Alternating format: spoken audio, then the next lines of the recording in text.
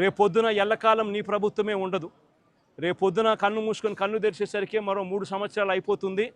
3 సంవత్సరాలు అయిపోతే ఆ తర్వాత వచ్చేది మా ప్రభుత్వం. మా ప్రభుత్వం వచ్చిన తర్వాత ఇదే చంద్రబాబు నాయుడు గారి అడుగులకు మడుగులెత్తిన ఈ పోలీస్ అధికారులకు ఎవరెవరైతే అన్యాయాలు చేశారో, ఎవరెవరైతే తప్పుడు పనులు చేశారో వాళ్ళందరిది కూడా లెక్క జమా తీస్తాం. వాళ్ళందరినీ కూడా చట్టం ముందర నిలబెడతాం. వాళ్ళందరినీ కూడా ఏదైతే మీరు విత్తనం విత్తారో అదే రేపొద్దున రెండింతలై మీకు తిరగబడితే మీ పరిస్థితి ఎలా ఉంటుందో మీ అందరికీ కూడా రేపొద్దున అర్థమయ్యేట్టుగా కూడా ఖచ్చితంగా రాబోయే రోజుల్లో జరుగుతుంది. ఇప్పటికైనా మేలుకో చంద్రబాబు అని చెప్తున్నా. ఇప్పటికైనా చంద్రబాబు తెలుసుకో అని చెప్తా ఉన్నా. ఇప్పటికైనా మీ నైజాన్ని, మీ వైఖరిని మార్చుకో అని చెప్తా ఉన్నా.